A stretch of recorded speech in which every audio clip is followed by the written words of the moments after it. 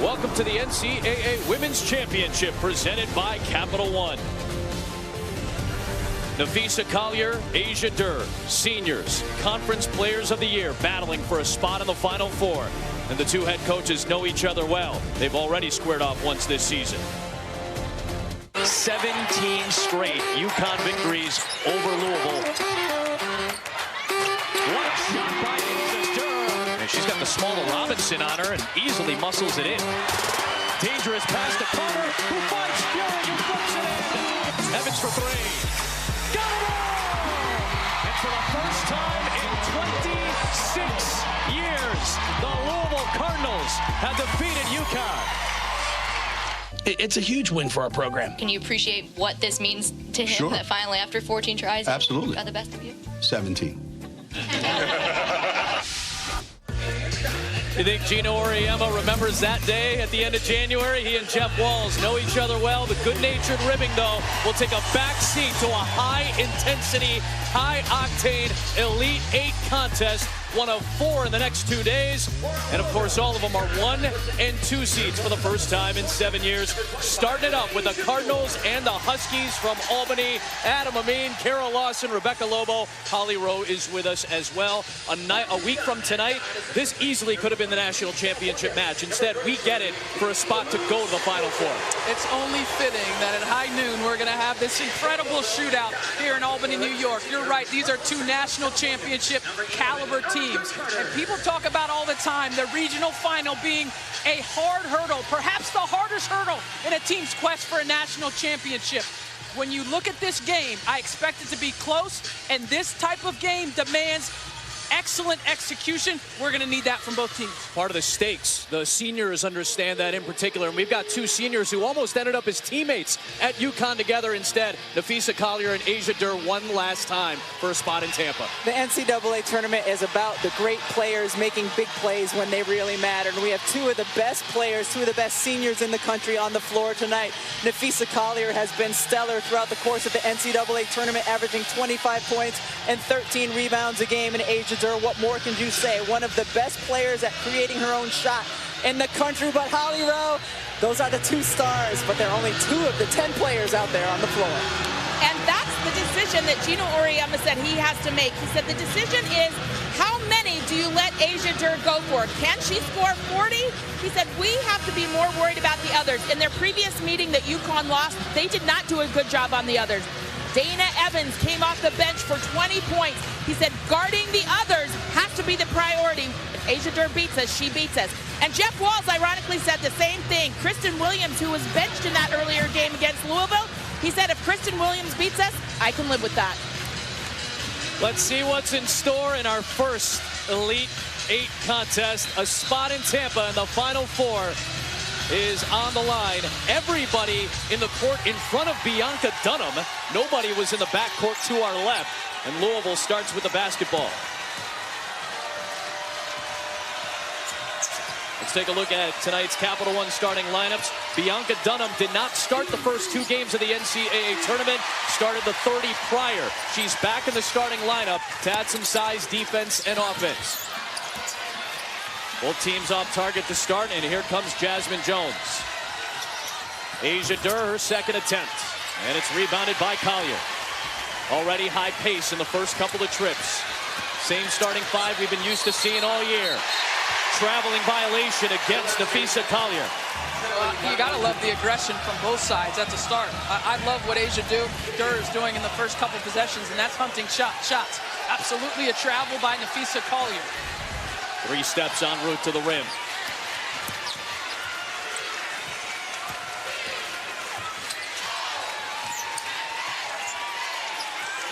Got Dangerfield on Durr to start this game in that extension of the UConn defense. Dangerfield sticking right with her.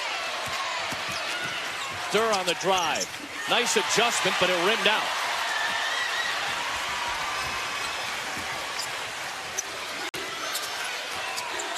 Katie Lou Samuelson. Into the hands of Collier. Good defense by Dunham. That's why she's in the lineup. They're feeling each other out right now, too. I mean, the players, they're amped up in a game of this magnitude.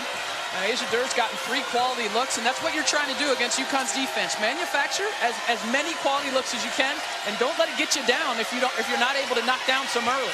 But what both coaches want to see, their star players have taken most of the shots for their teams. First shot from someone not named Durr for Louisville. It was Carter.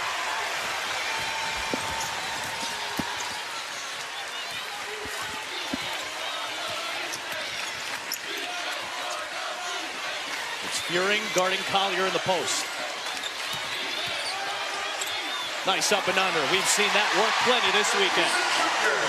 It has to be real. The fake has to be real, and the defender will go for it. And Nafisa Collier has that patience, but she also has that ability to be explosive once she makes the decision that she's going to the basket. She's so balanced when she looks to make the turn so she can make the counter move. In and out for Jones. Rebound into the hands of Williams. Dangerfield back to Williams, and UConn has the first 4. Kristen Williams, a much different player now than the one who played in the previous meeting between these teams. The confidence level, the way she's performed so far in the NCAA tournament. Heard Holly Rowe mention her in the open. A huge factor tonight for both teams. Durr, the pull-up pop. Just as she did in Louisville, she's off to a cold start, 0 for 4 from the floor. Louisville is 0 for 6. Samuelson makes it 7-0.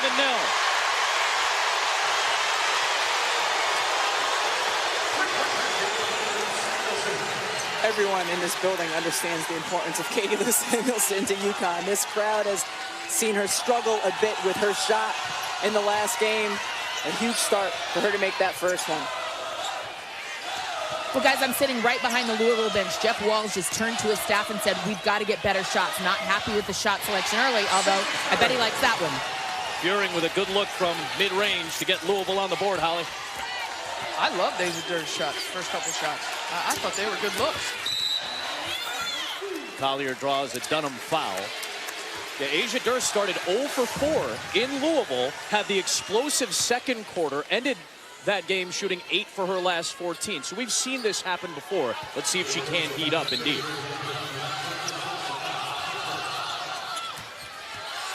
This time against Furing, well defended. Durr keeps it alive. A 2-time ACC Player of the Year. Ended the regular season as the leading scorer in the conference.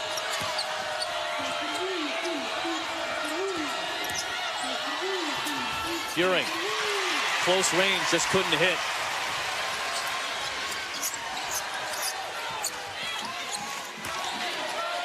Samuelson and Collier, the 2 seniors. That rolls off the rim, but Walker has the offensive rebound. And the freshman Williams unable to connect.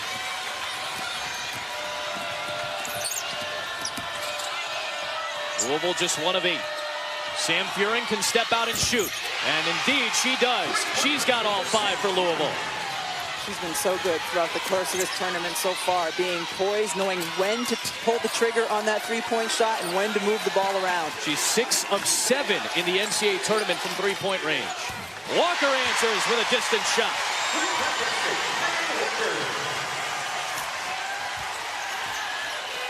Halfway through the opening period in this Elite 8 contest. A 5-point UConn advantage.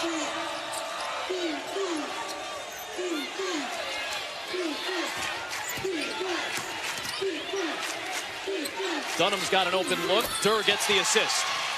That's an excellent job of Asia Durr staying patient and just playing what UConn gave her defensively. 2 players come to her off the ball screen action. Louisville's post can make that free throw line jumper. Samuelson went up for the shot. Furing will commit the foul to send her to the line when you come back to Albany. High-octane start.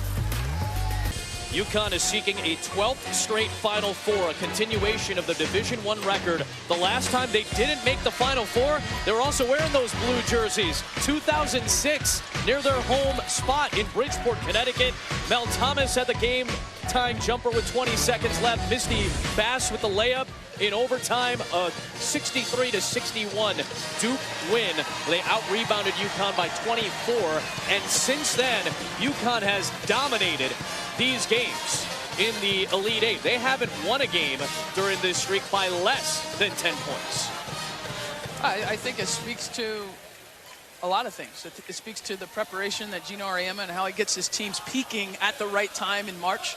It also speaks to the composure of the players in these moments. We talked about this being a really high-pressure situation. A regional final, knowing that you're this close to your ultimate goal, which is playing in the Final Four. Deke Kantner, our lead official, is over by the stanchion to look at the shot clock. The clock that is above the rim to the right, where we sit, is not currently functioning. This is what I look like at home when one of my devices isn't working. Oh, wait, maybe I just plug it, unplug it, and plug it back in. Everything will be okay. The internet is not working, Mom. What's going on? Yeah. Unplug and replug. Holly, what do you got? Hey, I was just listening into Jeff Wall's huddle, and he asked his team for better floor spacing, spread them out. He also said, hey, we need to rip it and go. That doesn't mean you have to shoot it, but if you rip it and go and pass, get them moving, then we can move the ball and get better shots. He also mentioned Megan Walker. He said, I don't know if she's as confident right now. If Nafisa Collier goes for 30, okay, but try to defend Megan Walker a little bit better. Well, one of the interesting things, all of it was interesting, Holly Rowe, but one of the things is Connecticut's had some difficulty this year with their initial defense on the perimeter. You know, letting guards get by, and then it changes things on the backside. So Jeff Wall's encouraging his players, if you can get an initial step and cause some defensive rotation, it's obviously going to help what you're trying to do on the offensive end. Well, that's how you have success offensively, is there has to be some component of paint touches, right? Whether it's by the pass or by the dribble, some breakdown ability. And they have a couple players with breakdown ability. Yep. Dana Evans, who's come into the game, is a player that can get to the basket. My favorite part of this is Deke Kantner over there with the tech guy trying to figure out what's going on with the shot clock. They all look like parents who are really having some problems with their kids' iPad. Right, like look at it long enough and the problem will be fixed. We need to find the 8-year-old to come over here. Oh, and I just saw it come on for like a second. Oh, yep, it flashed on, the light went on. All right, so we're in some progress here. By the way, while we have a moment, Jeff Walz did allow us to come into his locker room for the pregame speech. He was referencing the first meeting between these two teams this year when Louisville won. How you played on that game on the 31st of January, I've told you got to play better. That effort's not going to win you the game today. You got to bring more. You all have more in you. You all have more in you. Your effort in that game still not going to be enough. That's how much value that Jeff Walz and this Louisville program have for the opponent on the other side. We are ready to go. I'm convinced that Holly Rowe fixed the thing. I think Holly Rowe fixed it. She was over there, so the clock is ready to go as Samuelson hits the first free throw. Like MacGyver with some tape and lipstick, Holly Rowe fixed it. The aforementioned Dana Evans, the 6th player of the year in the ACC, is into the game, as Kara mentioned. Samuelson's got 5, and that is the UConn lead. Dangerfield right back on Asia Durr, who finds space. A great look. Kylie Shook with the rebound. She started the last 2 games, but in off the bench today. And already making an impact on a good feed from Jones. That's great recognition by Jones to understand that Dangerfield was the one checking Shook. So put it up where only Shook can get it. And also a nice aggressive offensive rebound from Kylie. She's really played well in the NCAA tournament so far, Shook. Does commit the foul here on the drive from Collier. Well, we had some thrilling Elite 8 games yesterday, and the Division I Men's Basketball Championship continues with the Final Four Saturday on CBS at 6 p.m. for an opportunity at the title. For more information, ncaa.com. In and out for Nafisa Collier. The 2 seniors, Collier and Durr, combined for just 2 points so far. Nice pass by Durr to Jones. A career high in assists this year for Asia Durr, along with the 20-plus points a game. She's just so dangerous off the bounce that when she gets by, even a step by the initial defender and the help comes, she's going to find the open player.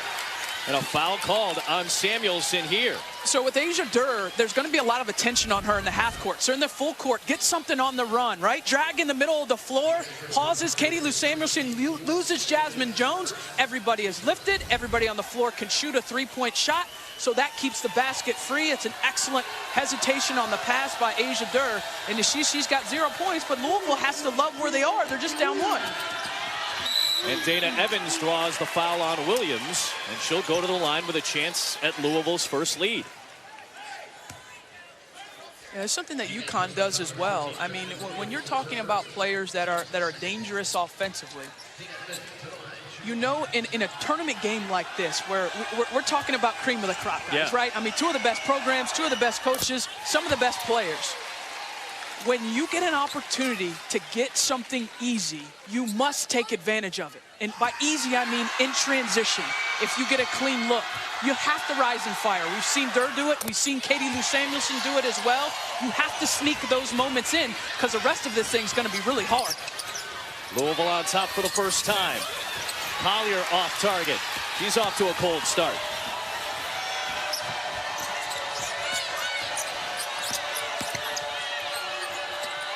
Durr sets up Shook. She can shoot it from the outside as well. 61 career three-pointers for the 6'4" junior. Well, Durr's struggling with her shooting care. She's impacting the game every time the ball is in her hands because of what you just said. You know, the way she can distort the defense and the attention that she draws, she gets other people open. I'm glad you listened to me, Rebecca. You have to repeat that once for me to remember it. That's the only thing. You don't have to repeat it for her. You got to repeat it for me.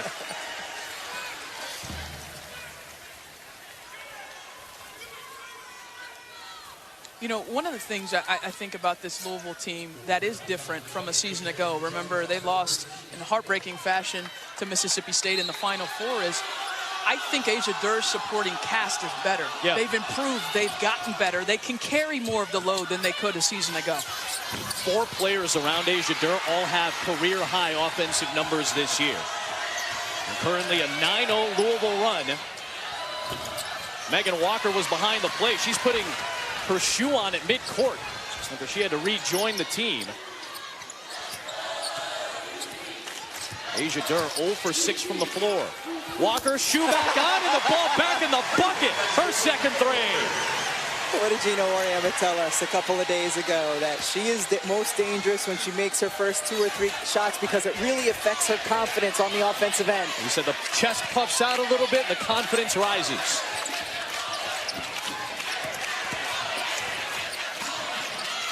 Walker's out on the bigger Shook.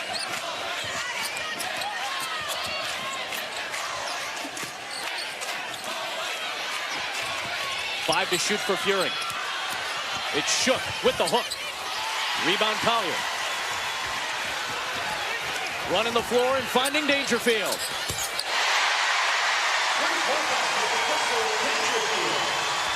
There's the transition.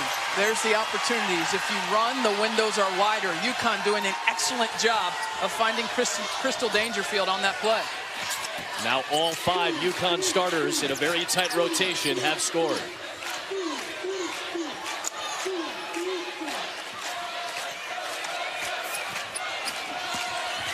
Durr the pull up.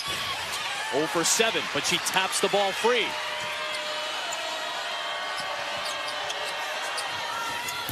For 8. Yeah, it's often to the left, right? I mean, I think she's just got to focus on keeping her follow-through true. In transition again, it's Williams to give UConn a 4-point lead. The 9-0 run, respond. 8-0 run. Back and forth we go in this opening period. Oh, I wonder if the sub is going to be for Durr at the table, just for Jeff Walz to get to talk to her right in the last minute of the first quarter, because you can't afford to have her out much in this game. Maybe settle her down a bit.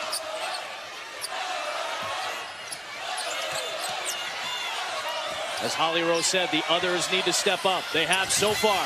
Evans off target on the 3. And half a minute to go.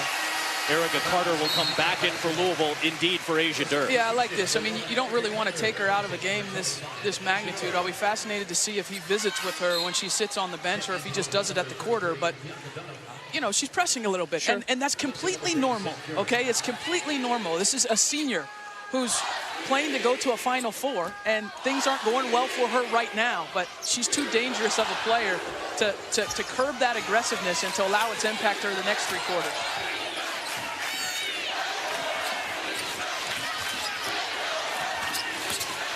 Here's Williams. Maneuvering past Carter. Got her own miss. Second chance, third chance. Collier this time. They worked on that play a lot in practice yesterday, getting Kristen Williams to her strong hand. Carter.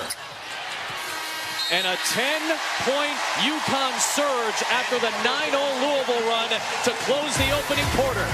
It's a Division I record for consecutive Final Four appearances, trying to make it 12 for Gino Auriemma. He's with Holly Rowe when you come back.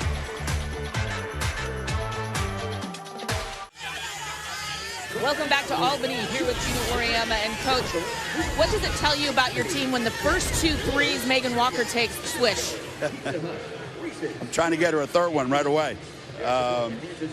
You know, Megan's made a lot of big shots during the season, and she's very comfortable shooting that 3. So obviously with, you know, Louisville's size inside, the more we can drag them out of the lane, I hope we can keep doing it the rest of the game. That was my next question for you. Is Kylie Shook is a much different player than when you met them in January? What answer do you have for her? Well, we really, I mean, their side, we don't match up well with them inside. So we got to give up something. So we're either going to give up the 11 threes we gave up last time, or we're going to give up a couple layups. So let me know what you think. I'll take your suggestions.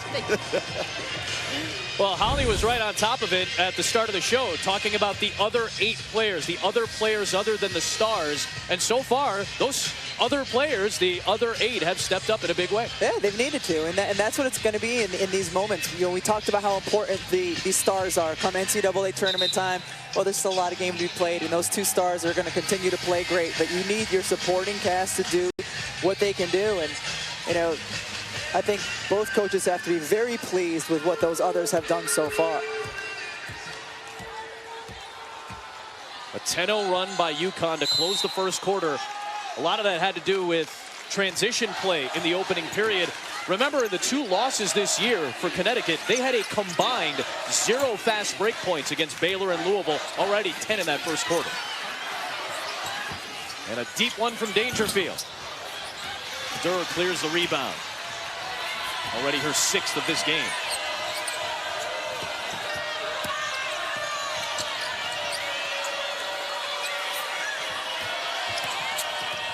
Collier went 2 for 7 in the first quarter. Durr was 0 for 8. Offensive rebound, Dunham. And there's the first bucket for Asia Durr, who had a big second quarter in the first meeting between these 2. UConn right back to the other end with Samuelson. A surprising miss. Fighting for the loose ball, and it was stripped by Dana Evans. Well, UConn doesn't cash in on that because Samuelson misses a layup. But Louisville has to get back. They have to get back in transition. That was a made shot by Asia Durr. You saw UCLA do that very well against...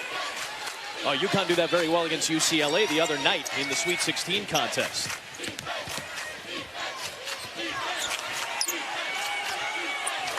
There's Dunham late in the clock. Flinging it up there and putting it down. Great job. She face cutted Megan Walker. Megan Walker did not prevent her from getting in that position, and she's got such a size disadvantage there. Walker getting hot. She had 7 points against UCLA, already with 9 today.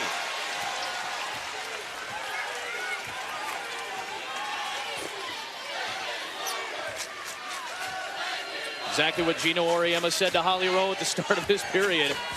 Walker stays hot.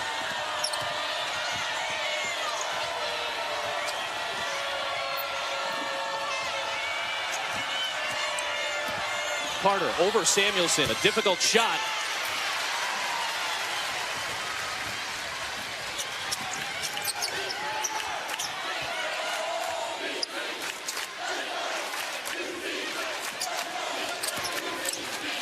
Dangerfield working with Collier.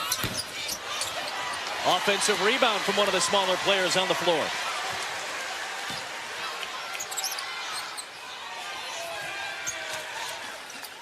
And here is Dangerfield, who took over the game against UCLA on Friday night with 11 of her 15 in the fourth quarter.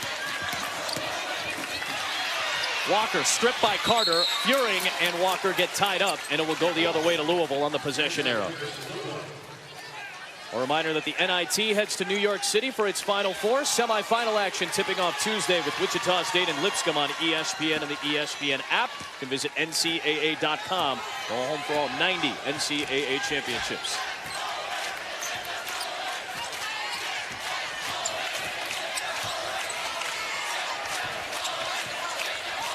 Posting Furing. Good defense on the help by Walker. Collier all the way.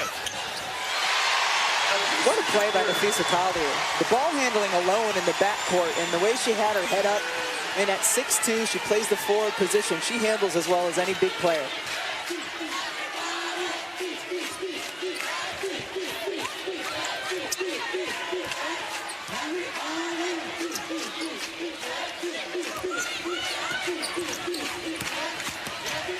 Durr into traffic. What a shot. Nearly went down, and she'll go to the free throw line for the first time. Nice hesitation to freeze Megan Walker, and she almost puts that one in. Wow. Over the outstretched arms of two UConn defenders. Walker picked up the foul. A little bit of a cold start, but both senior stars getting into it in other ways. Now look at the rebounding for both. I mean, early in the game. Expect those totals for Nafisa Collier and the way she's played in the postseason. But Asia Durr doing a nice job on the defensive glass for Louisville.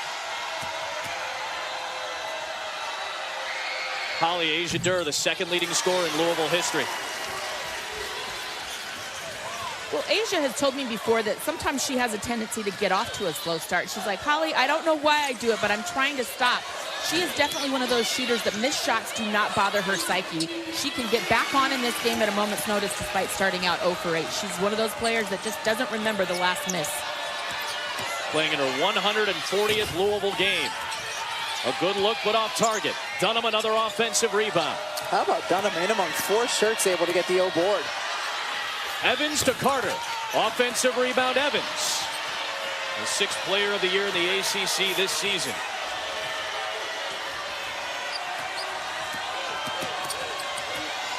The step back over Samuelson is good for Dana Evans. Yeah, that's nice. Using her quickness as a weapon in the matchup to get Katie Lou Samuelson on her heels. And she needed that much space to be able to get it out over that 6'3" frame.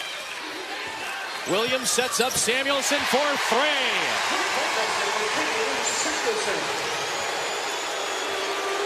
UConn matches its largest lead. And UConn, after struggling the last 2 games from three-point range at 26%, they're off to a 6 for 10 start. Evans a little short. Walker for 3.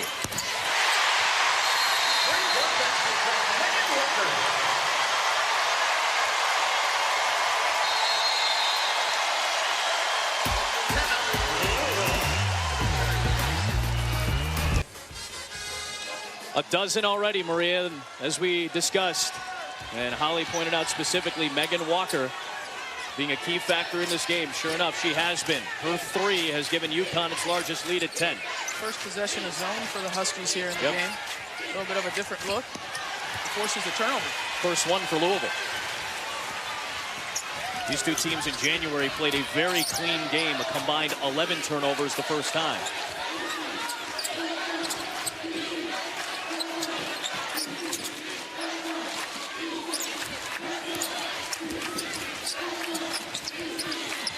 Collier posting. Instead, it's Walker in the corner. Her first miss. Good closeout by Furing.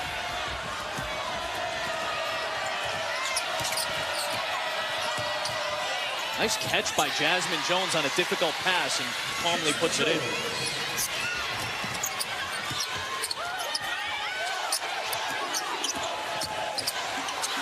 Good defense by Furing. Damn Furing. Nice move by Collier. Just short. Some of those shots that have been going in on a very consistent rate during the NCAA tournament, not going down so far. Remember, Collier shooting near 70% for the tournament entering today.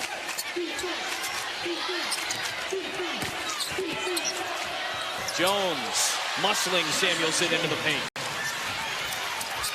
He's got 6, and that's the lead for UConn. So nice response from Louisville, right? I mean, UConn goes up 10. There's a timeout called. The crowd is obviously into it. They come out with a couple baskets and so a little bit of momentum.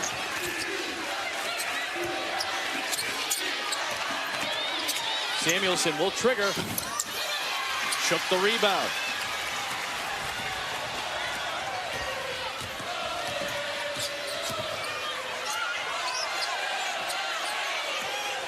And Asia Durr just 1 for 10 from the floor.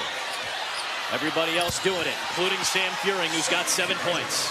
6 straight from Louisville after the 10-0 UConn run. Been a game of runs so far in the first half.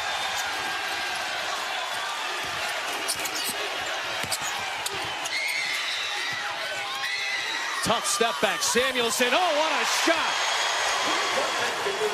Her back looks good today. Her back looks good today. A back injury kept her out for the 4 games leading to the NCAA tournament. She had shot 33% for the tournament, and so far today has already drilled 3 threes. Good extra pass by Carter to set up Furing. That one off target.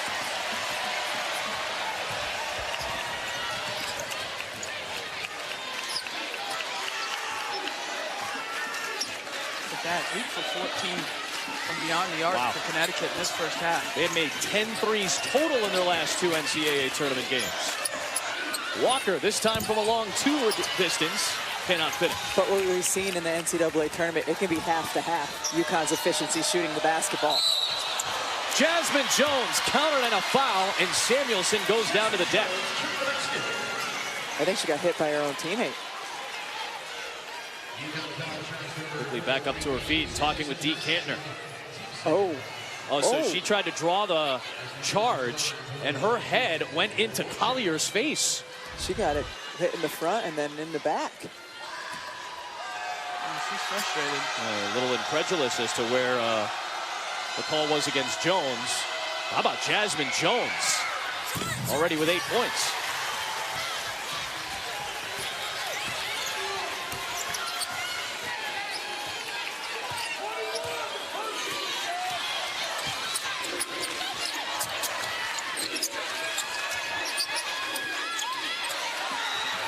Samuelson comes back.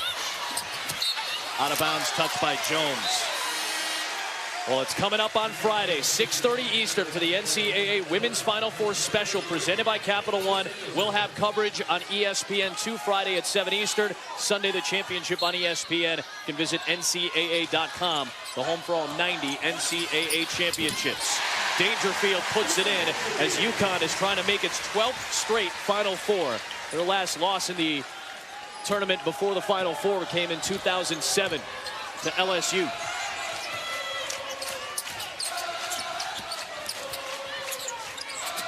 Louisville trying to make another Final Four. After making it last year, both of these teams fell in the semifinals in overtime. 7-point UConn lead, final minute of the first half. Williams hits another UConn 3, that's 9 of them.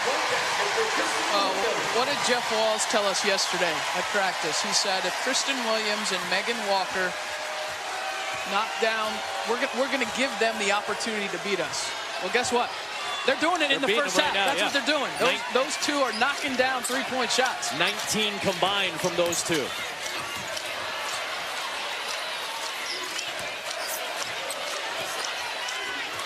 Carter triggers one and sinks it. What a shot that was by Erica Carter. Every starter in this game has now scored. Louisville can use a foul if they wish.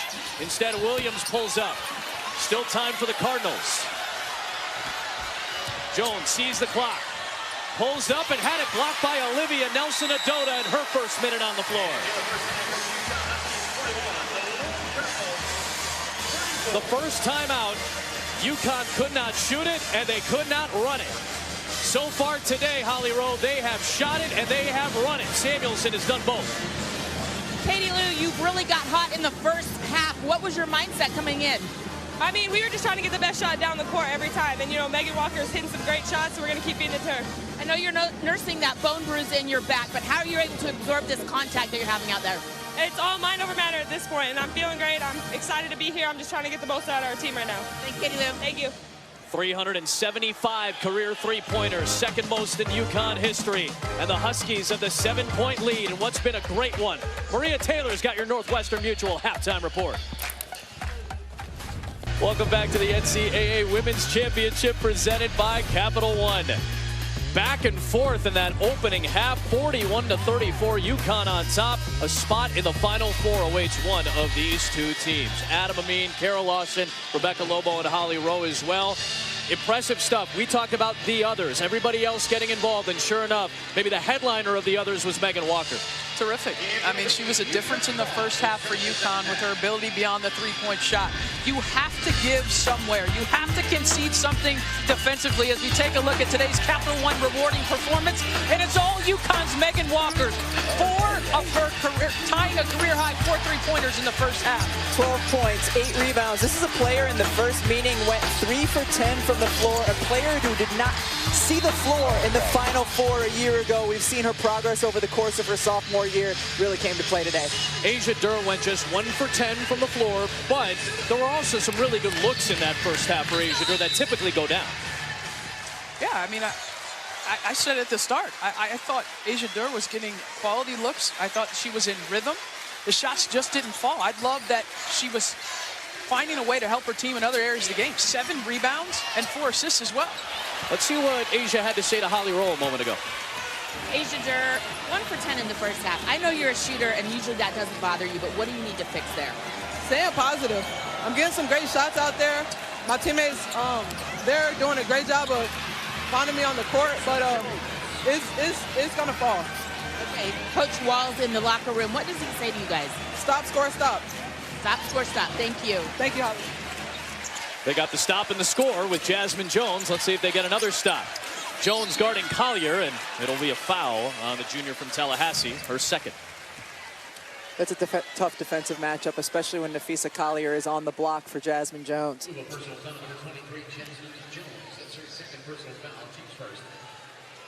Nafisa Collier, the senior from O'Fallon, Missouri.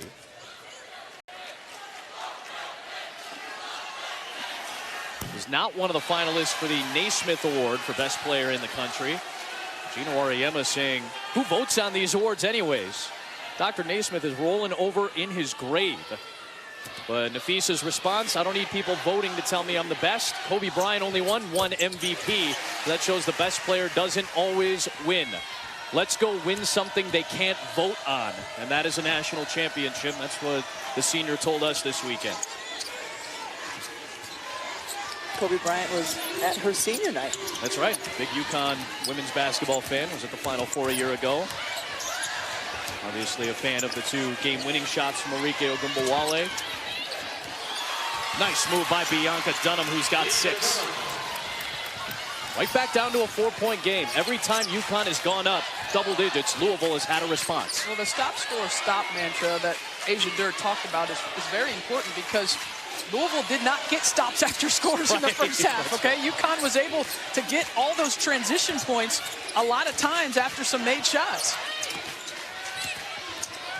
Durr got her hand in there. Collier got it to Dangerfield. That is 10 Connecticut threes. So that's the gamble you take, right? I mean, you put your hand in the cookie jar a little bit by digging down off of a shooter to try and disrupt Collier, and she kicks it out and finds Dangerfield. And she had to, because Collier had Erica Carter on her.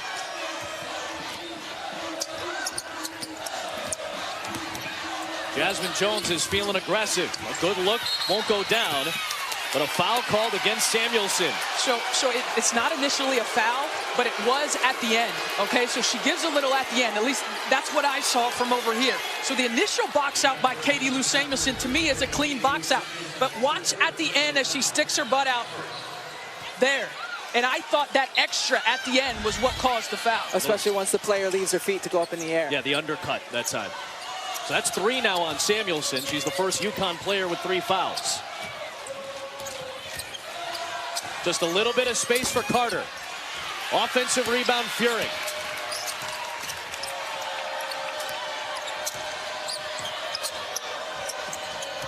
They go back down to Dunham.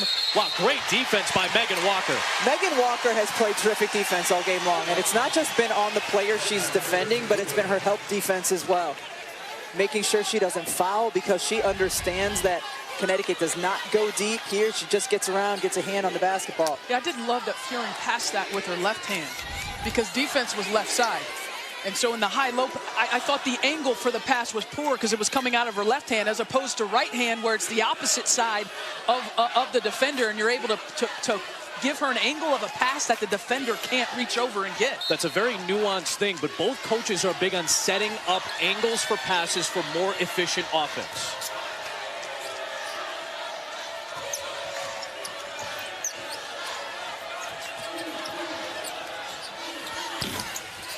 Little off target there. Some shots that usually go down for Louisville aren't going down. Durr gets blown up by Collier on the screen. Collier got it blocked by Dunham. And here comes Jones to Durr against Samuelson, and she has a bucket, her second of the game. Bianca Dunham has been really steady in this game. You saw the block on the defensive end. She hasn't missed offensively. It's a player who didn't start the first 3 NCAA tournament games after starting most of the season. Yep. Started the first 30 games of the season. Jeff Walz said he liked the different matchups the last few games with Shook in the lineup. How do you leave Katie Lou Samuelson open like that? That's a miscommunication. And so should there be a switch? Should there not be a switch? And Carter and Jones did not have that buttoned up. Samuelson had made 4 threes in the NCAA tournament coming into today. She's got 4 today. And the hustle there to deter that play. Hanging with the Westwood One crew.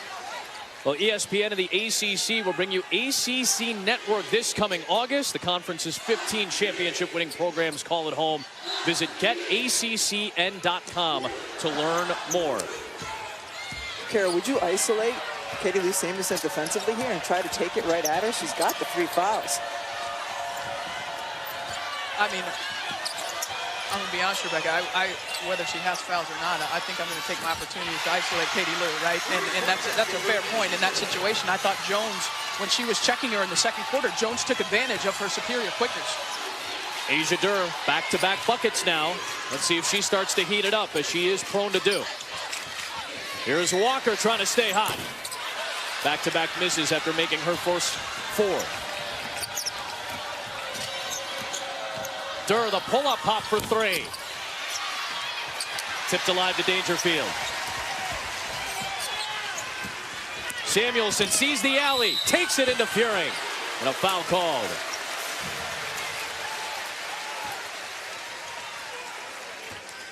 That is the most extension and run that I have seen from Katie Lou Samuelson since she injured her lower back against Houston at the end of the season. Her senior day, a player coming down hard for a loose ball, injured the L3 vertebrae in her back.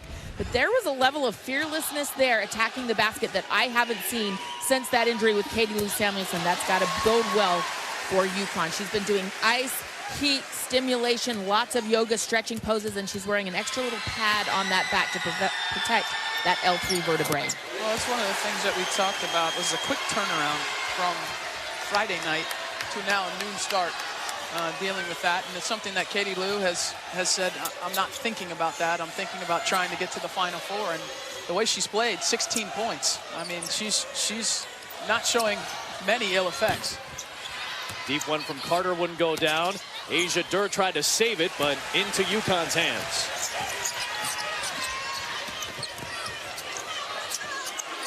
Louisville gets back in transition on D. And they forced the turnover. Knocked it off the leg of Walker. Yeah, she has to keep things simple, okay? I know that when you start to make shots, you start to feel good, and maybe you start to feel like somebody else. But you need to stick with what's working for you in this game, which is the top of the key 3, defending your butt off and rebounding the basketball. That's what's helped UConn have this lead.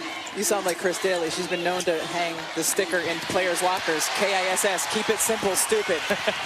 Collier with Samuelson. Back to a 9-point game. A dynamic senior duo, the highest scoring duo in UConn history. 19 fast break points for Connecticut. They didn't have a single one in the loss to Louisville in January. Nearly another turnover. Instead, a whistle, and that'll take us to a timeout. UConn up 9. UConn seniors Nafisa Collier and Katie Lou Samuelson, they are a dynamic duo, but the chemistry is real. They are best friends off the court, and you can see how that chemistry plays on the court. They find each other, they support each other. When Katie Lou was out with a back injury, Nafisa said, "I'm playing for you." These two forever friends, one of the more dynamic duos in UConn history. And now we will give you the visual manifestation of their wonderful friendship. Television, everybody. On the fast break. Excellent job of Nafisa and Katie Lou. Little buddy ball to keep Louisville's transition defense off balance, and frankly, it's been off balance the entire game. Sam Furing continuing to produce. She's got 9, and it's back to a 7-point game. Where's our pictures of our buddy friendship? Where are The they? visual The visual manifestation Yes. of our team Where chemistry. are they? on Holly's Instagram. Yeah, that's right. Samuelson short on that 3. Holly doing it big for Sports Siren and also on the ESPNW Instagram page today. Feel free to check that out. Some of the inside and insight that Holly gives you from courtside. You see the record for those seniors, only 1 national title. Furing has that one rim out.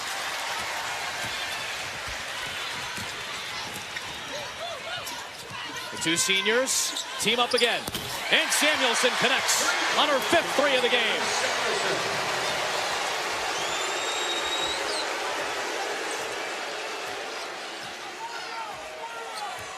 Still a long way to go, but Louisville back down 10. Well, it feels like the 3rd or 4th time in this game. Knocked out by the length of Samuelson.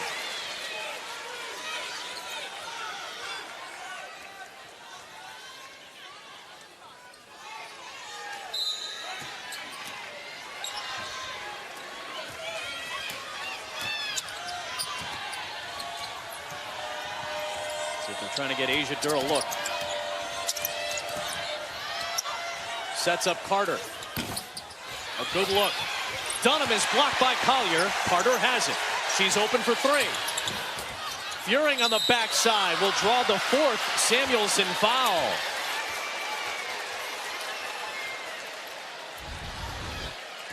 Credit Dunham. She gets this whole thing started by getting to the offensive glass. Yes, Nafisa Collier comes over and blocks the shot.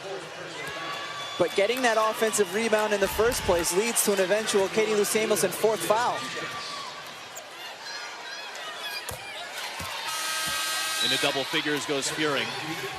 Here's the foul. Katie Lou Samuelson had leaked to half court, thinking UConn was going to get the rebound, so that forced her to sprint to whoever the open player was. Furing already had the basketball, and that's just where she has to be a little bit smarter. Let her get the layup. Let her get the layup. Olivia Nelson-Adota, who had that block at the end of the first half, that's the lone minute produced by the bench for UConn today.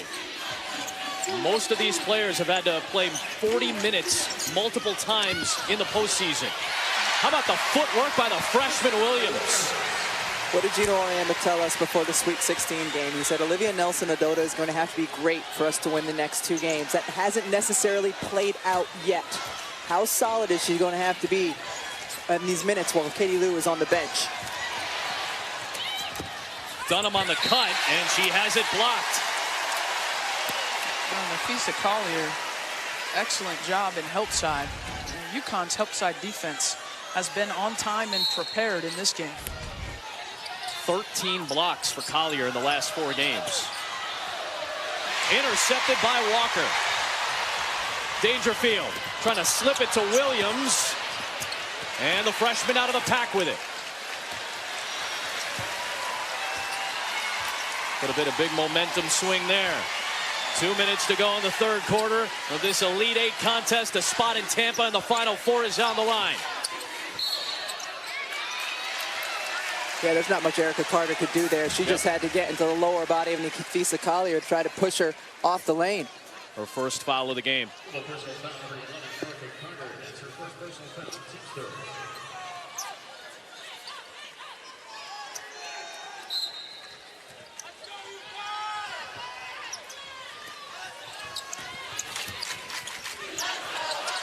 UConn has hit 12 threes in this game. Nelson Adota will take it inside. Tipped, saved by Collier. A three from Walker is long. Here comes Louisville on the push. And a calm, cool sophomore, Dana Evans, is at the controls.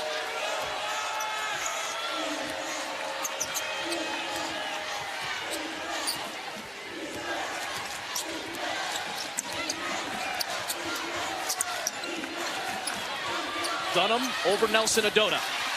Bianca Dunham with a solid performance. Composed. She's been very composed, and she's made a variety of shots. Yeah. Face-up jumpers, post-ups.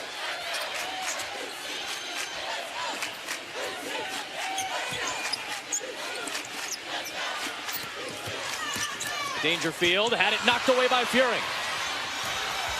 Here's Durr. Stepping around Williams for the two. 7 in the quarter for Asia Durr.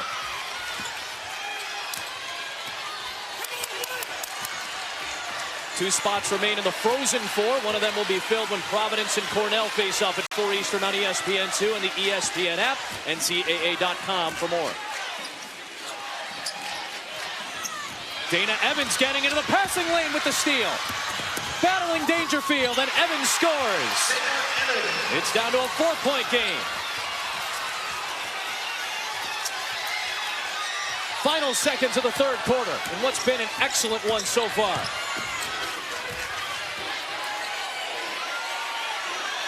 Dangerfield's got a penchant for the dramatic herself. To beat the buzzer. May have had it partially blocked by Carter. And a 4-point game as Louisville closes with the last 6 of the third. Trying to make it to back-to-back Final Fours and 4th under Jeff Walz for Louisville. He is with Holly Rowe when you return to Albany. Welcome back to Albany, here with Louisville head coach Jeff Walz. And coach, transition defense, what have you been trying to get your team to do better there? Well, first off, I love your shoes. They look outstanding. Our transition defense has not been very good. They've really done a great job of pushing it, which we knew they would. We did a great job at home a month and a half ago. We've got to figure out a way here this fourth quarter to make them score in the half court. When they get going, they're really hard to defend. So it's going to be a challenge for us. I thought you guys got something offensively, some mojo back there in the last few minutes. What was it? Well, we started to get the ball moving. We're too stagnant. We're watching each other. Now we're finally moving it, screening off the ball, giving some nice free cuts, and we're making some shots. We missed a lot of open shots. I tell the kids every game, we're going to lose because we miss open shots, so be it. And right now, unfortunately, we missed a bunch of them, but we still got 10 minutes left, and it's a pretty darn good ball game. Thank you, Coach. Thank you. Excellent evaluation from Jeff Walz. What shoes are those, Holly Rowe? Just out of curiosity, what kind of kicks were you rocking? Nike Air Max. With the leopard prints. Thank you very much. You're welcome. Holly has a soft spot for anything leopard print, I've been told. Same here, obviously. I mean, as you guys well know. Your thoughts on what you heard from Jeff Walz at the end of that interview? Well, spot on, of course. And he said that to us all season long. If we lose a game because we miss shots, that's all right. But you don't want to turn the ball over, give team extra possessions. You want to win the hustle plays. You can live with just not making shots. So this will be interesting to watch with Katie Lou Samuelson on the bench, as the gamble does not pay off for Dana Evans. Sometimes it does. It has actually here in Albany a couple times, but it does not there. So the playbook shrinks now for Connecticut with Nelson Adota in the game as far as what they can do with her. Okay, and certainly you don't have the three-point spacing that Katie Lou Samuelson provides. Obviously, there's ample talent to be able to score, but it just looks a little differently for UConn on the offensive end. And Katie Lou is also their best passer, so the things that they run with her facilitating from the free throw line area changes as well. Against this particular defense, too. 5 to shoot for Evans. It's Carter, a good look, around and down for Erica Carter. Remember, she missed 2 games late in the season going into the tournament, the ACC Tournament Championship and the first round, dealing with that left knee contusion. Still bothering her, but is playing productively.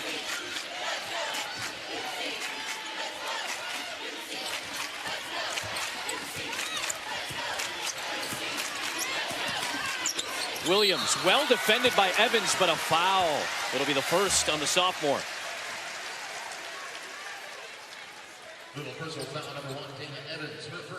So the American Conference Freshman of the Year goes to the stripe. You heard Andy Landers say it. She's averaged 17 a game in the NCAA tournament. She's going to need a similar performance, you would think. She's into double figures.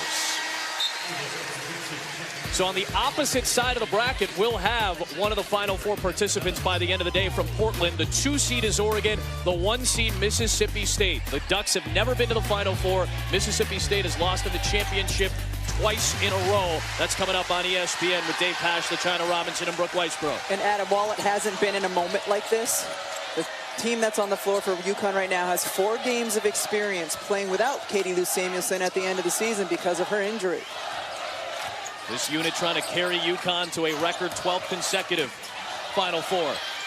Durr gets the assist as Furing knocks down yet another mid-range jumper.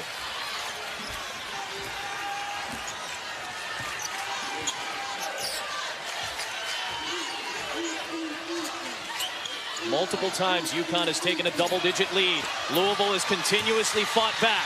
Another steal by Evans, and Dangerfield commits her first foul. Yeah, there's a certain level of passion that you have to play with, and there's a certain level of competitiveness that you have to have. And I love what Dana Evans does on this play. Switched onto a big, so what does she do? She claws and she fights, and she tries to find a way to use her advantage, which is her quickness on the entry pass. That's a big-time defensive play. So she gets her quickness from her mom, Shawanda, who's a factory worker in Gary, Indiana. Comes from a blue-collar family. A tough move. Furing with a tough rebound. Tough defense by UConn.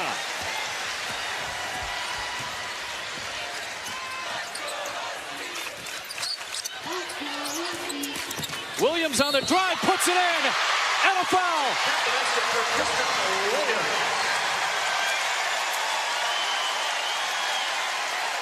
We saw a very similar play out of Kristen Williams in the Notre Dame game when she burst onto the scene with 28 points in that one. Celebration similar as well.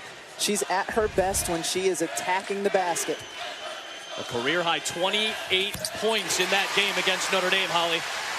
Well, guys, if you consider the journey she's been on this season, that big high against Notre Dame, a career high, but then getting benched in the second half, played just 21 minutes in the loss at Louisville. We asked her how she took that. She said, you know, honestly, I wasn't playing well enough on defense, and I knew it. She hasn't taken it in a negative way. She knew she had to get better on defense, and she thinks she has. But I love that she's coming back with a fighting spirit here after getting benched earlier in the season against this very same team. And UConn gets the ball back. Holly Evans was on the sideline when she caught that pass from Durr.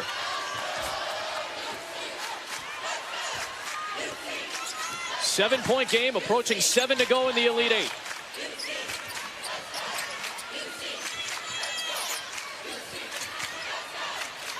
Dangerfield off the handoff.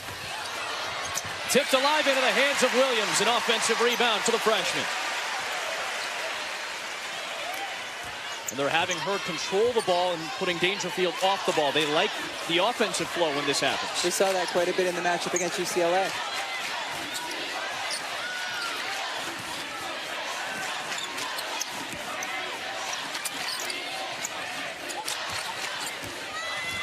Walker needs to shoot. She will. Furing clears it. Nearly stolen by Collier. Carter back the other way. Carter lost her shoe. Yes, she did in her midcourt. And Jeff Walz is going to take a timeout. He wants a good shot. He wants both shoes on Carter's feet. A 7-point game inside of 7 left. She's had a couple in the NCAA tournament in her career.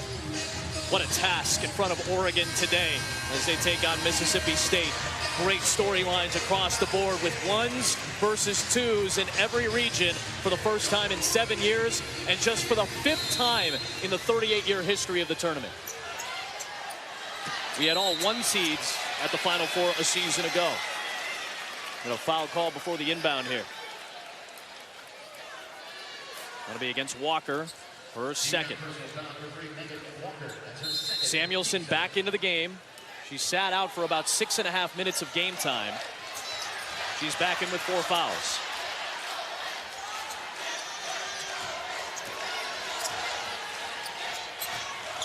Here is Asia Durr. From a good spot on the floor, she's got a dozen now. Stay patient with it, and she can rise and fire above Dangerfield just because of the height differential. She's got that slight fade to her shot as well. She needs to look to get where she got on the floor more down the stretch here with 6 minutes to go. Louisville's going to need her scoring from their best player.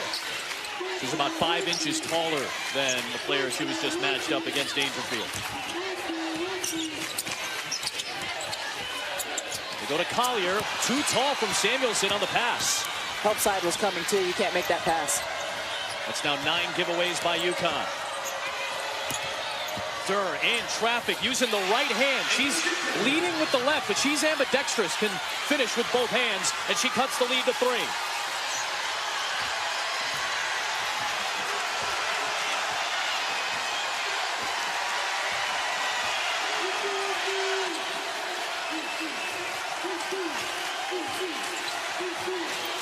Samuelson for 3. Offensive rebound from the freshman Williams, and it goes home.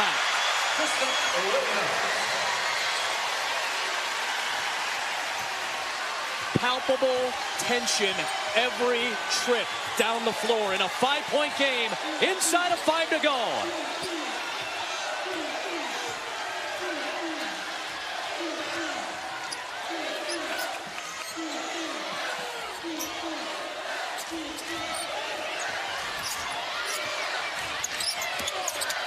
Evans fouled by Williams, and she'll go to the free throw line. Asia Durr starting to heat it up. She's had a big second half after a slow start, and we've got a tight one in the Elite Eight.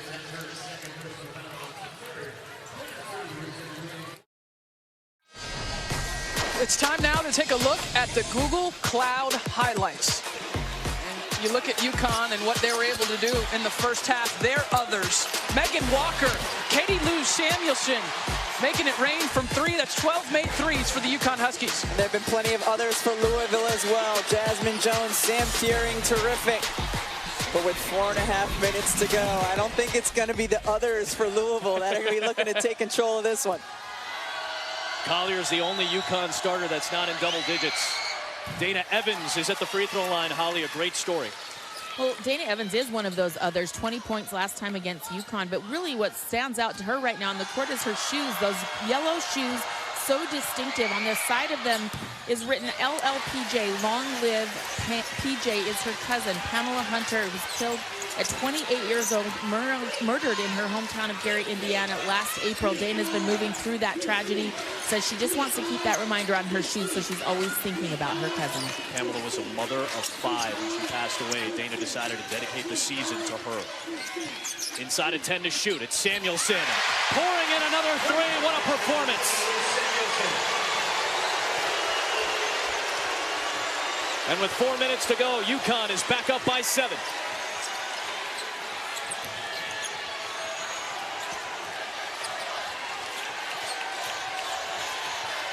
Dangerfield guarding Asia Durr. On the drive, takes the bump, and will go to the free throw line. She got fouled about 3 times on that same shot by 2 different people.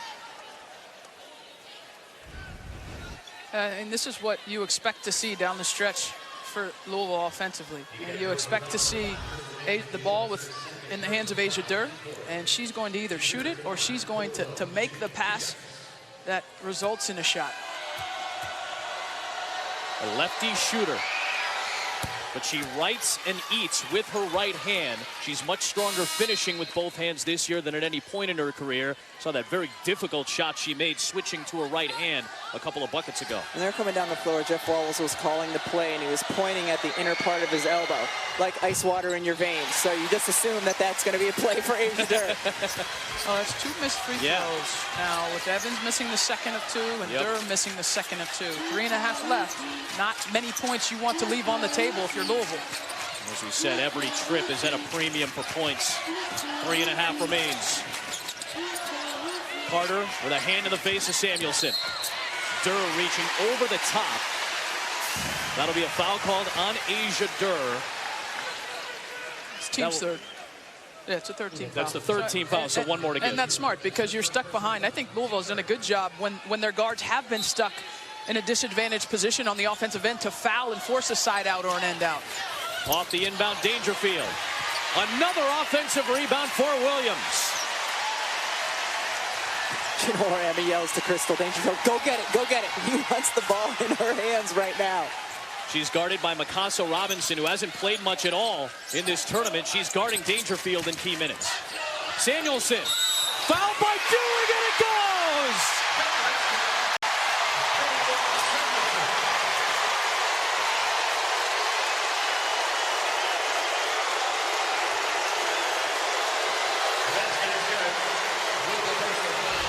So Katie Lou Samuelson has made contested threes all game long. So what does Sam Furing do? She has more urgency climbing up that ladder to contest the shot. A little too much. Tags her on the line. Katie Lou, that's her 7th three. Her dad, John, a former college player in his own right, looks on. The other senior, Collier, with the offensive rebound, and there's 3 minutes to go. UConn up by 9.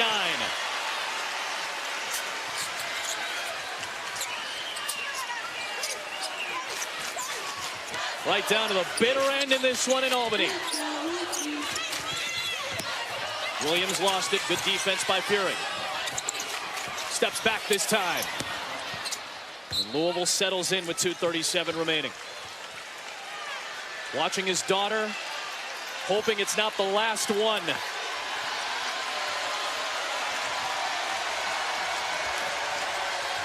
Little pistol action. For Durr.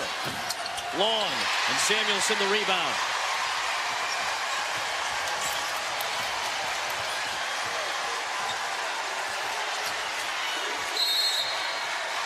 Timeout. Gino Auriemma. Timeout. UConn. It is a 30-second timeout.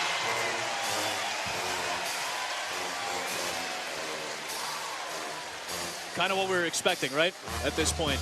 You knew it was going to be a tight one. We expected this from two championship caliber opponents, championship caliber teams, and we've got a game that was worthy of this Elite Eight so far. Yeah, I think as you spin this forward, for UConn, they're going to try and take as much as a shot clock as they can on this. And one of the things I thought they did a really good job when they had the lead against UCLA is they didn't allow three-point attempts in the comeback, because with this 9-point lead that they have, you want to make sure you don't give up three-pointers. And it's vital for Louisville to not only get the stop, but to complete the defensive play and get the rebound. Connecticut's done a terrific job keeping that ball alive, whether it's been a player corralling the offensive board or tipping it, whatever they can do to get an extra possession out of it.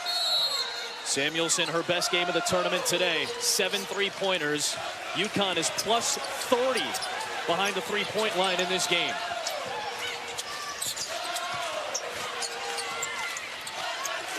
Walker with 10 on the shot clock will take it. Does Louisville have one final surge? What does Asia Durr have left? What about her fellow senior Furing? Rebounded by Collier. Foul on Bianca Dunham. Bonus time for UConn.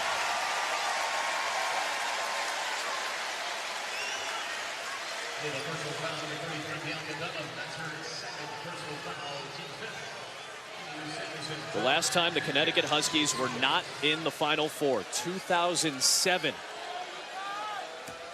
The last time they weren't a 1 seed, 2006. A significant level of history carrying this team to this point, trying to get back to the Final Four. They will get the winner of tomorrow's Notre Dame-Stanford contest. Remember, it was Notre Dame that defeated UConn in the semis last year on that thrilling Ogumbawale shot. Cool as a cucumber. John's daughter, Katie Lou, the senior, gives UConn its largest lead at 11. Nice cut. Durr finishes. If you're going to play the foul game, the player you want to foul is Nafisa Collier. She's struggled at times. A turnover here. Right back to Durr. Wave out the basket. Foul on the floor. Bonus either way. Dangerfield commits it. Her third. 2 shots for Durr with the clock stopped. Yep, on the floor. 2 hands on her.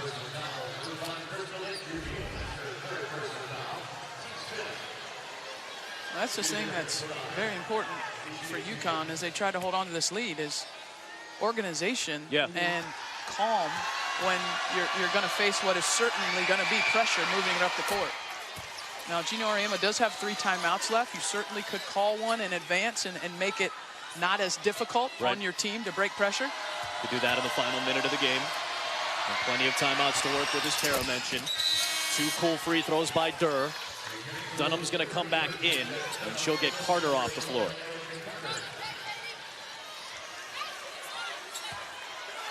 A little lengthier out there. Dunham's going to guard the inbound in this press.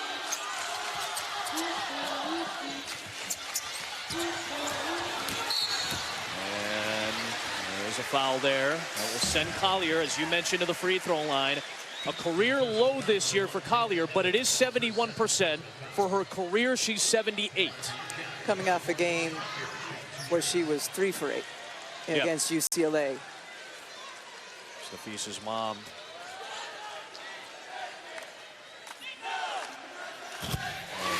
Heart and gut-wrenching for a parent, I would imagine, of a senior player on both sides right now. It's gut-wrenching when you watch like an 8-year-old do it. Certainly it's gut-wrenching right now.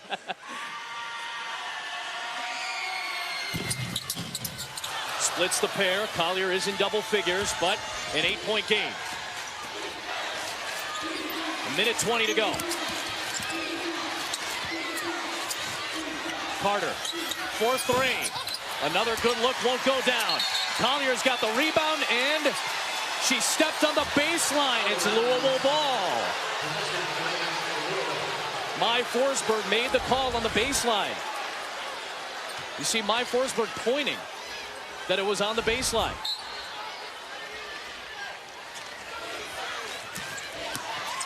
Furing, gliding to the rim and lays it in. That's a big turn, down to a 6-point game with a minute to go.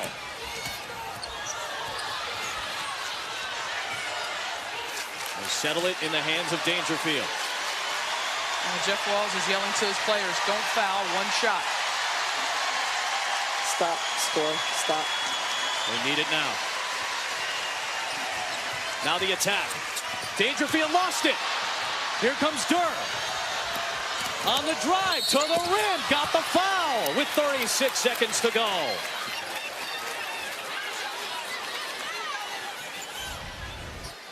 A good patience by Louisville defensively. There's the bump by Nafisa Collier, her body. You need Asia Durr, if you're Jeff Walz, to make both of these free throws.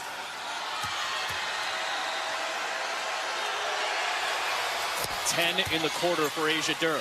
Now you would think Gino Auriemma would use a timeout once, if they secure possession, to advance the ball.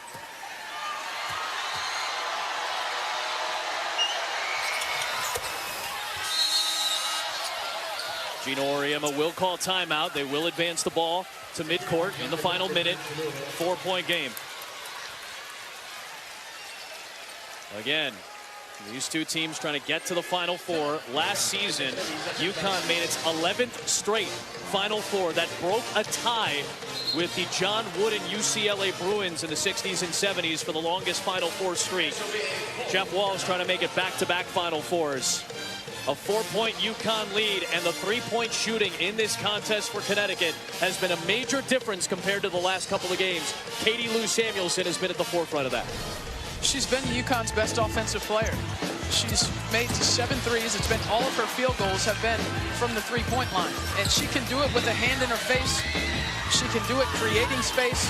Her performance tonight, knowing that she's not 100%, I think has been an excellent one of the better UConn performances I can remember in a regional final. Especially coming on the heels of the UCLA game, where she struggled a bit. She did not look like herself. She was 1 for 6 in that game, 0 for 3 from 3. Still found a way to be involved. She still screened for her teammates and passed the ball and had a huge defensive play near the end of the game. But this is what she does. This is her identity, is making big threes. You see Katie Lou's numbers in the first couple of games coming back from that back injury. A superior performance today. This is an 8-1 Louisville run, though. UConn's got the ball in the front court. Only a 6-second difference, so you're kind of in steal and then go for the foul mode right now. And well, first get the ball inbounds if you're Connecticut. Right. I mean, that's the right now. You have timeouts, but For them, it's about getting the ball inbounds and securing it. Katie Lou Samuelson, their best passer, the player he trusts, is the one who's taking it out. No one guarding the inbound. Dangerfield comes to get it. They send two at her. And a jump ball is forced by Dana Evans. Gina Auriemma telling Crystal Dangerfield, you got to get out of there. She was expecting the foul. She was waiting and expecting the foul. That was great defense by Louisville. Clutch defensive play by the Cardinal D. Half a minute to go in a 4-point game. Carter goes back door, lays it in, 2-point game. UConn in the lead, still 26 seconds left, 2 timeouts, and they'll use one here. This thing ain't over by a long shot. What a game. Wow. I mean, UConn for the first 38.5 minutes was more composed. They executed better. They made the correct plays. And they have fallen apart here in the last minute. And in previous years, you could say, well, they don't have a lot of experience in these late game situations. That's not the case this year. They have a lot of experience in tight games, grinded out kind of games. It's Crystal Dangerfield, their junior, who turned the ball over the last possession.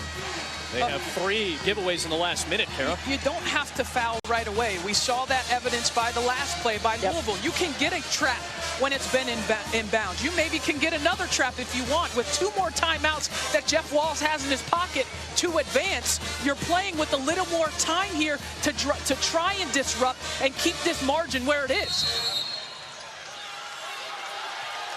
Samuelson gets it in and gets it back. There's the trap. And she does draw the foul with Dunham out there.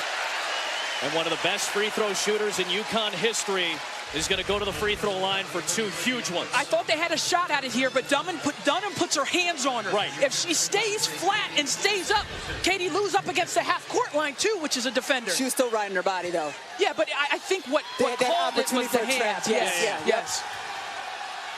I mean, that's the flashpoint. That's the trigger for referees. You put 2 hands on a player, that's going to be an automatic call.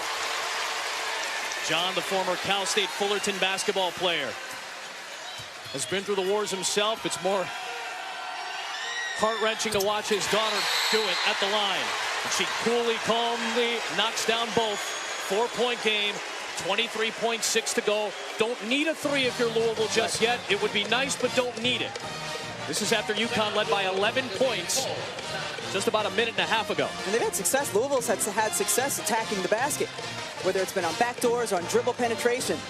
Well, that's because normally defensively, philosophically, when you're up, you're saying to your players, no 3s. Yeah. No 3s, no 3s. So you spend so much time worried about that a lot of times opens up the 2. And you also don't want to compound a mistake by fouling.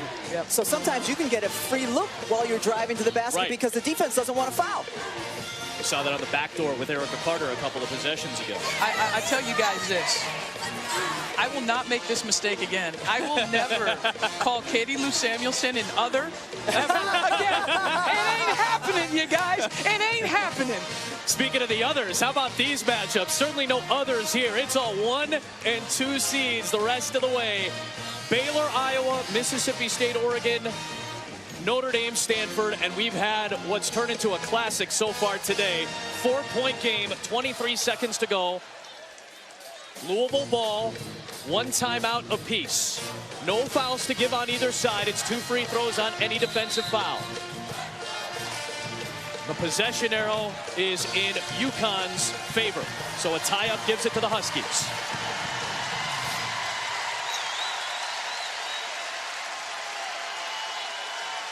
We've set the scene. Let's watch it play out. Carter to inbound. Backdoor for Durr. Into Collier. And a foul. The 2 seniors meet at the summit. Nafisa Collier was there, and she left her feet, which is okay, but her arms came down, and that's where the foul is called. But we said it. They've had success. Louisville's had success with the backdoor cut. And from a time management perspective, from Louisville, it's good. They didn't take a lot of time off the court or off the clock. Another key miss, though, late in this game at the line from either side. You know, what that miss does is it alleviates some of the pressure on whoever the next UConn free throw shooter is. Oh, Dermis both. Furing the rebound. Had it knocked away. Collier and Walker on the defense. And a whistle and a foul called. A foul on Furing is her fourth with 17 seconds to go and shots coming for the Huskies.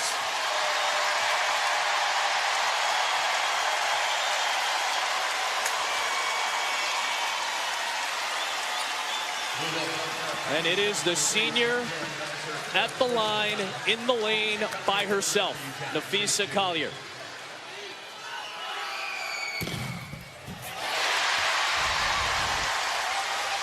How about this mad scramble? Walker on the defense. Two from Collier, 6-point game. Now you need a three and a timeout. Timeout, Louisville. It'll be a 30-second timeout.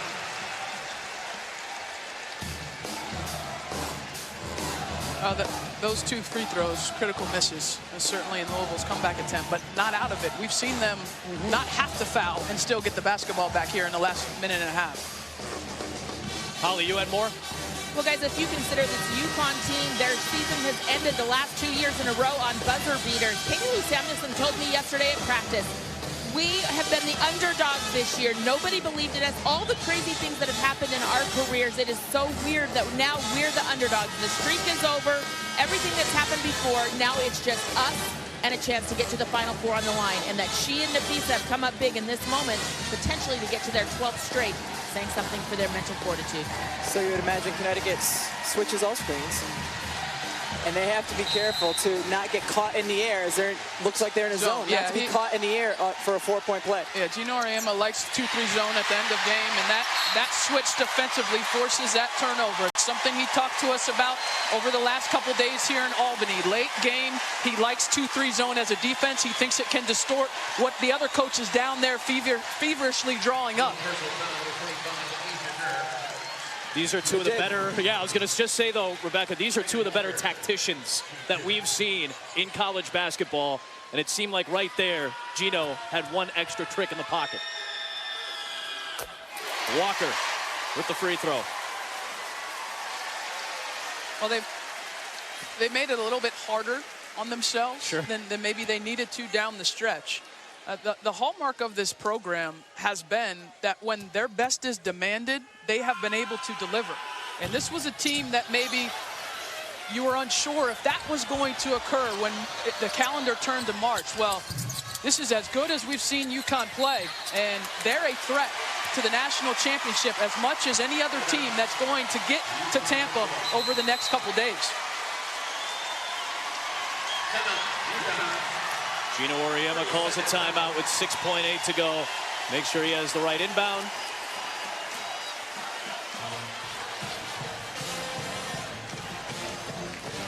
And obviously alleviate some of the pressure in the backcourt with the timeout. You said it.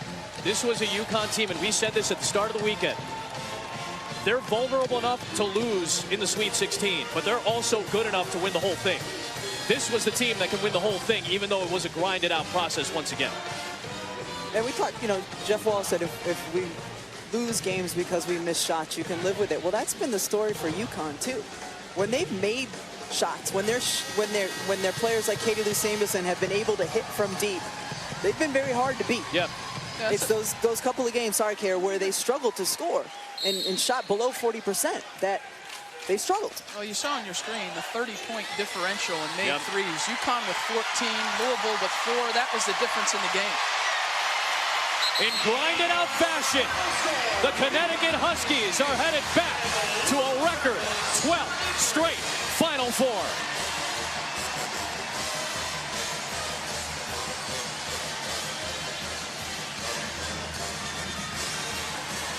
And the career, incredible in so many ways, of Asia Durr comes to a close in college tonight.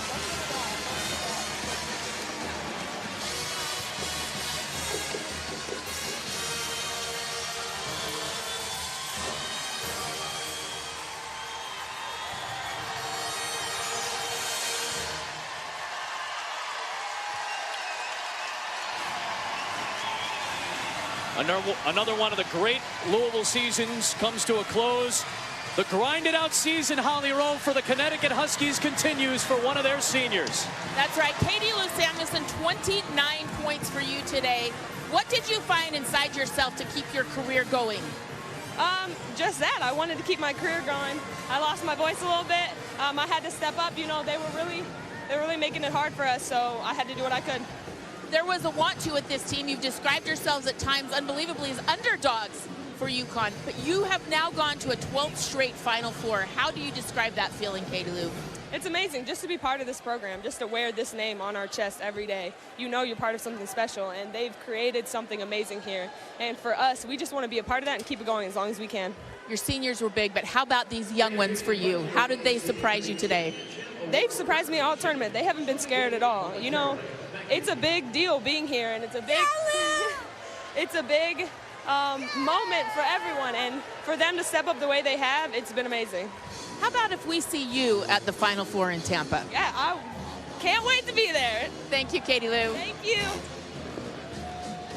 An incredible career for her and Nafisa Collier, but only one national championship when they were freshmen. They won it as the leaders of this team, and it looks like their performance this weekend and in this tournament has driven them to that point.